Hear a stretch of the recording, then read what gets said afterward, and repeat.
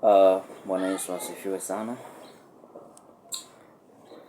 Nataka kuweza kuongea na watu wa Mungu sana, kwa sababu lazima tuweze kuwafikia watu wote katika kila upande. Maandiko yanasema kwamba endeni ulimwenguni kote mkaweze kuhubiri injili ya Bwana, na atakayeamini na kubatizwa ataokoka, asiamini amelaaniwa. Basi katika nyakati kama hizi ambazo kumetokea, tuko na Facebook, tuko na WhatsApp, tuko na YouTube. Hizo pia ni sehemu mbalimbali ambazo pia watu wanapatikana kule. Bwana Yesu asifiwe sana. Kwa hiyo tunafika huko kote kote, kwa sababu lazima kila mahali. Yesu alisema kwamba hata hamtaimaliza miji ya Yerusalemu kabla mwana wa Adamu arudi. Kwa hivyo ina maana kwa watu wako ambao bado neno la Mungu halijawafikia. Na nataka tuweze kusoma katika kitabu cha Joshua 6. Bwana Yesu asifiwe sana. Hii ni sehemu ambayo Joshua alikuwa amefika katika Yeriko. Bwana asifiwe. Maandiko yanasema kwamba basi Yeriko ulikuwa umefungwa kabisa kwa sababu ya wana wa Israeli. Hiyo ni Joshua 6:1. Hapana mtu aliyetoka wala hapana mtu aliyeingia. Bwana akamwambia Yoshua, tazama, nimeutia Yeriko katika mkono wako na mfalme wake na mashujaa wake, nanyi mtauzunguka mji huu, watu wote wa vita, mkiuzunguka mji mara moja. Fanya hivi siku 6, na makuhani 7 watachukua tarumbeta 7 za pembe za kondoo waume mbele ya hiyo sanduku, na siku ya 7 mtauzunguka mji mara 7, nao makuhani watapiga tarumbeta zao. Kisha itakuwa watakapopiga hizo pembe za kondoo waume kwa nguvu, nanyi mtakaposikia sauti ya tarumbeta, watu wote watapiga kelele kwa sauti kuu, na ukuta wa mji utaanguka chini pale pale, na hao watu watapanda kila mtu akiendea mbele kukabili. Bwana asifiwe sana. Hapa ni wakati ambapo Joshua alikuwa sasa amefika katika mji, anakaribia kuingia katika Kanaani, lakini kuna kuta ambazo zilikuwa zimeziba pale, ambazo zilikuwa ni kizuizi kinawazuia kuweza kuingia katika mji ule wa Kanaani. Na kuta hizi za Yeriko ndizo ambazo walikuwa wakipita wanaingia katika mji ambao wanaenda kumiliki. Bwana Yesu asifiwe sana. Nataka nipate sikio lako na unayenitazama mahali popote huko katika ulimwengu huu. Nataka nikwambia kwamba Mungu anaenda kufungua milango ambayo imefungika kwa maisha yako. Bwana Yesu asifiwe sana. Kwa sababu Joshua ilifikia pale ambapo Mungu aliona ya kwamba lazima hawa watu waweze kufanya hatua fulani. Bwana asifiwe. Maandiko yanasema ya kwamba hawakuzunguka ule mji mara moja. Ule mji waliuzunguka mara ya kwanza, kuta za Yeriko wakazunguka mara ya pili. Maandiko yanasema wakazunguka tena mara ya 3. Inasema tena wakazunguka, haikutosha mara ya 3, wakarudi mara ya 4 tena kuzunguka. Wakarudi tena mara ya 5 kuzunguka. Wakarudi tena mara ya 6. Na maandiko ya kwamba anasema kwamba alipofika siku ya 7 wakaizunguka mara 7. Bwana asifiwe sana. Naamini kuna mtu ambaye ameomba. Umeomba mara ya kwanza, haijatendeka, na Mungu akataka uendelee kuomba tena mara ya pili, haijatendeka, na akasisitiza tena rudi uombe tena mara ya 3, haijatendeka. Bwana Yesu asifiwe. Ukarudi tena uombe mara ya 4, haijatendeka. Sijui ni nini ambayo unahitaji uliokuwa unamuitisha Bwana aweze kutenda kwa ajili ya maisha yako, kwa sababu hitaji la moyo wako Bwana analitambua na analijua. But what I want to tell you is that Joshua hakuzunguka mara moja peke yake. Bwana aliwaambia kwamba wazunguke mara ya kwanza na mara ya pili. Na maandiko yanasema kwamba wakiwa katika, kuendelea kusoma kule mbele, maandiko yanasema wakiwa katika kuzunguka, wale wafalme wa Yeriko walikuwa wamekaa juu ya kuta za Yeriko wakiwachekelea, wakiona kwamba ile wanayofanya ni upuzi, ile wanayofanya ni ujinga. Unaweza ukawa umekuwa katika jinsi ambavyo unamtafuta Mungu,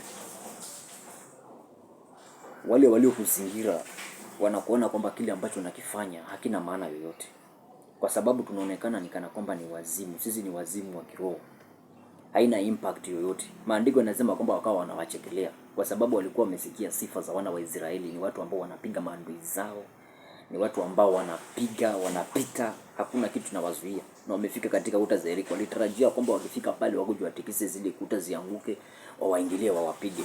Lakini hekima ya Mungu, maandiko yanasema kwamba hekima ya mwanadamu ni upumbavu mbele za Mungu. Mungu anafanya kitu ambacho kinaonekana kama hakina maana katika maisha yako. Anatumia method ambayo ni kana kwamba inaonekana upumbavu mbele za mwanadamu. Mwanadamu anaweza akidharau na akakuchekelea akaona kwamba ni kama hicho unafanya hakina impact yoyote. Umefunga si mara ya kwanza, umeomba si mara ya kwanza, umetoa si mara ya kwanza, na umeendelea kutoa. Maandiko yanasema ya kwamba Joshua hakuzunguka kuta za Yeriko siku moja. Alizunguka mara ya kwanza, akarudi tena akazunguka mara ya pili, akarudi tena akazunguka mara ya tatu, akaendelea mpaka mara ya 7. Nataka nikwambie kitu kimoja siku ya leo. Umeomba haujapata, usichoke, rudi tena uombe. Umeomba mara 2, usivunjikwe na moyo. Umeomba mara 3, usivunjikwe na moyo. Umetoa mara ya kwanza, usivunjikwe na moyo. Umetoa mara ya pili, usivunjikwe na moyo. Maandiko yanasema alizunguka mara ya kwanza, wakawachekelea. Maadui zako wamekuchekelea ulipoenda kumwabudu Bwana, ulipofunga na kuomba, ulipoacha shughuli zako kwa ajili ya kumtafuta Bwana. Maadui wakasimama, wakaona kwamba kile unafanya hakina impact yoyote. Familia wamekudharau, marafiki wamekuchekelea, majirani zako wamekuchekelea, lakini kile ambacho umekuwa ukikifanya kiko na nguvu. Maandiko yanasema ilipofika siku ya 7, wakazunguka hiyo siku ya 7, na hawakuzunguka mara moja, wakazunguka mara 7. Hiyo siku ya 7 wakazunguka mara 7. Bwana Yesu asifiwe sana. Unazunguka, umezunguka na umezunguka, lakini nataka nikwambie ya kwamba wakati wako wa kujibiwa utakapofika, wakati wako wa kujibiwa, wakati wako wa kuinuliwa utakapofika, maliza na nguvu zaidi. Paulo anasema kwamba heri mwisho wa jambo kuliko mwanzo wa jambo. Umeanza kwa roho, maliza kwa roho, usimalize kwa mwili, kwa sababu ule mwisho ndio uko na impact, ule mwisho ndio uko na nguvu, ule mwisho ndio uko na majibu.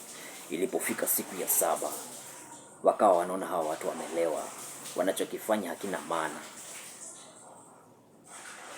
Kuhani Eli akamtazama Hana, akamwambia, nikana kwamba umelewa binti yangu, wacha mvinyo. Lakini Hana akasema ya kwamba hapana, sio kulewa, kuna kitu ninamlilia Bwana. Inaweza onekana ni kama ni haina maana, lakini kuna kitu ninamlilia Bwana. Eli alikuwa ni kuhani mbele za Bwana, lakini hata pia naye hakuelewa. Maana unapomimina moyo wako mbele za Bwana, unaweza kuonekana kana kwamba kuna wazimu hivi, lakini kinachotendeka baada ya hapo ni jambo ambalo sio la kawaida. Ilipofika siku ya 7, nataka nikwambia kwamba siku yako ya 7 iko karibu. Nataka nikwambia kwamba siku yako ya 7 iko karibu, na unapomaliza usivunjikwe na moyo. Joshua walipomalizia, Bwana anawaambia kwamba mkimaliza ikifika hiyo siku ya 7, msimalize pole. Wakamaliza na mpigo. Maliza na mpigo na Bwana atajibu maombi yako. Maliza na nguvu na Bwana atajibu maombi yako. Maliza na nguvu, maliza na roho, Bwana atajibu maombi yako. And this is what I want to tell you. I want to encourage you. I want to motivate you that God, your blessings is just around the corner. Your answers are just around the corner. Your solution is just around the corner. Lakini usimalize na udhaifu.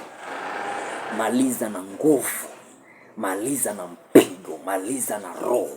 Bwana atakuonekania, Bwana atakuinua, jibu alilopewa Hana si jibu la kawaida. Maandiko yanasema ilipofika siku ya 7 walipozunguka mara 7, kuta za Yeriko zikaanza kuporomoka, nguvu za Bwana zikashuka, watu wakajibiwa. Hawakutumia nguvu za kimwili, lakini nguvu za Bwana zilishuka kutoka mbinguni. Kuta za Yeriko zikaanguka, kuta za Yeriko zikaporomoka, kuta za Yeriko zikaporomoka. Maandiko yanasema ya kwamba waliokuwa wanawachekelea wakazimwa midomo yao. Wana wa Israeli wakaingia katika kuimiliki Kanaani. Hana alikuwa anaonekana amechoka, amelewa, lakini baada ya Eli kujua kuwa alikuwa na hitaji moyoni mwake, alikuwa ni kuhani mbele za Bwana, akamwambia ya kwamba binti yangu, pokea hitaji la moyo wako, kwa sababu aliona kwamba ni kama amelewa. Lakini alipomwambia ni kilio, nimemimina moyo wangu mbele za Bwana, niko na kilio, weka kilio chako kwa Bwana, mulilie Bwana na usichoke, na ukimaliza usimalize kwa udhaifu, usimalize kwa kuchoka. Inawezekana umeomba sana, umetoa sana, umekesha sana, umemtafuta Bwana sana, lakini mwisho ndiko kuliko na majibu, mwisho ndiko kuliko na maono, mwisho ndiko kuliko na baraka zako. I want to tell you that your blessings are around you. Your blessings are around you. Kufunguliwa kwako, kubarikiwa kwako, kuinuliwa kwako, kupata kazi kwako, kwenda ng'ambo kwako umekaribia. Umeapply kazi mara ya kwanza ukupata, usichoke. Umeapply mara ya pili ukupata. Nasema siku yako ya 7 imefika, na siku yako ya 7 ndiyo sasa. Nasema siku yako ya 7 ndiyo sasa, na Bwana anaenda kukuinua, na Bwana anaenda kukubariki, na Bwana anaenda kukuinua, anaenda kukushindia, anaenda kukutia nguvu, anaenda kuinua huduma yako, anaenda kuinua maono yako, anaenda kukupatia promotion kwa kazi. Kile ulichokuwa unakitafuta mimi sikijui mahali popote uko katika ulimwengu huu, katika dunia hii, uko ng'ambo, uko Tanzania, uko Afrika, uko Japan, uko USA, uko mahali popote. What I want to tell you is that your blessings are around the corner. Your blessings are around the corner. Your 7th day has come. Your 7th day has come. The day for you is just around the corner. In the mighty name of Jesus. Pokea neema, pokea baraka, pokea ushindi. Hana kapokea Samueli. Pokea Samueli wako. Siku yako ya 7 imefika. Pokea Samueli wako in the mighty name of Jesus. Thank you, Holy Spirit. Ninasikia nikuambia kwamba siku yako ya 7 imefika. Uzunguke pasipo kuchoka, zunguka mara 7. Yani hiyo siku ya 7 zunguka zaidi. Yani omba zaidi, toa zaidi, malizia kwa mpigo, na majibu ya maombi yako yanaenda kuonekana. Na hii siku yako ya 7 nasikia nikwambia kwamba imekaribia. Usimalize kwa mwili, maliza kwa roho. Usimalize kwa udhaifu, maliza kwa nguvu. Usimalize kwa kuchoka, maliza ukiwa na nguvu. Bwana atakuinua. Maandiko yanasema kwamba hata watu watakimbia mbio na kusimia, lakini vijana waliotiwa nguvu na Bwana watapata nguvu mpya. Watapaa juu kama tai, upae juu kama tai, uendelee, uprosper.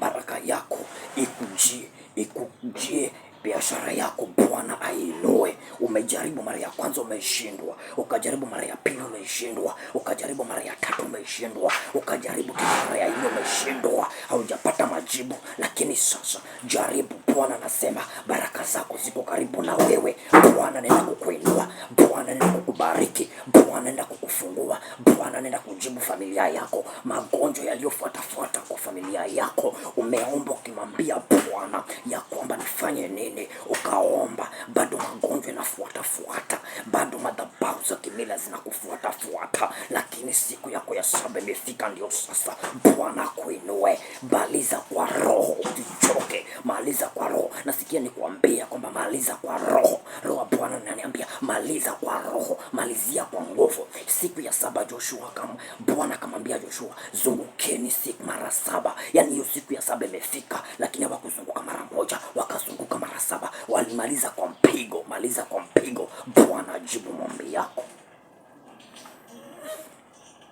Oh, thank you Holy Spirit.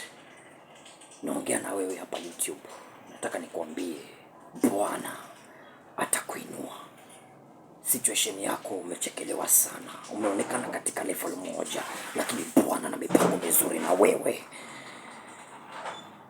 Hakushuka siku ya kwanza alipozunguka, hakushuka siku ya pili alipozunguka, Walipozunguka kuta za Yeriko siku ya 3, Bwana hakushuka. Siku ya 4 hakushuka, ya 5 hakushuka, ya 6 hakushuka, lakini ya 7, na ndio siku yako ya 7 imefika, na Bwana ana mipango mizuri. Anataka kutenda jambo litakaloshangaza ulimwengu wote. Kwa jina la Yesu, jitie nguvu na Bwana kwa pamoja nawe. Funga macho yako tuombe. Father, in the name of Jesus, huyu anenitazama YouTube leo, huyu anenitazama YouTube leo, huyu mama, huyu mzee, huyu kijana, naomba mubariki, naomba usikie siku yake ya 7 Bwana umeniambia imefika. Bwana muinue, Bwana mujibu, Bwana mubariki, Bwana mupiganie, Bwana mshindie, Bwana mutawale, umuonekanie. Ulijibu Hana, huyu naye mujibu kwa jina la Yesu. In the mighty name of Jesus. Yule mama katika lango la Naini, imani yake, matumaini yake ilikuwa imefika mwisho, lakini alikuwa ni mama mjane na kuna mtoto pekee amefariki. Katika hilo lango la Naini Yesu Kristo akatokea. Yaani tumaini lake la mwisho limekufa, lakini Bwana akatokea katika hilo lango la Naini, akaleta tena tumaini kwa maisha yake. Nasema Bwana akuletee tumaini tena. Limefika mwisho tumaini lako, mwisho wako ni mwanzo wa Bwana. Naomba Bwana kuinue, Bwana kupiganie, Bwana kulinde. Familia yako ibarikiwe, familia yako iinuliwe, familia yako ibarikiwe, ibarikiwe, ibarikiwe. Uko kwa nyumba, uko kwa gari, uko kwa biashara yako, familia yako iinuliwe, upate neema, the favor, new blessings, new grace, new favor in Jesus name. Asante Yesu sababu ya neema yako na kibali chako. Mungu akubariki na kuinue na kutie nguvu na kushindanie. Unapoenda popote ufanikiwe, ukuwe kichwa si mkia, ukuwe juu sio chini, kwa jina la Yesu. Thank you Father. Kwa jina la Yesu nimeomba nikiamini. Amen. Mungu akubariki, Mungu akutendee mema. Tukutane tena, tutakuwa tukibarikiana hapa YouTube kwa utukufu wa Yesu Kristo. Hallelujah. Shalom.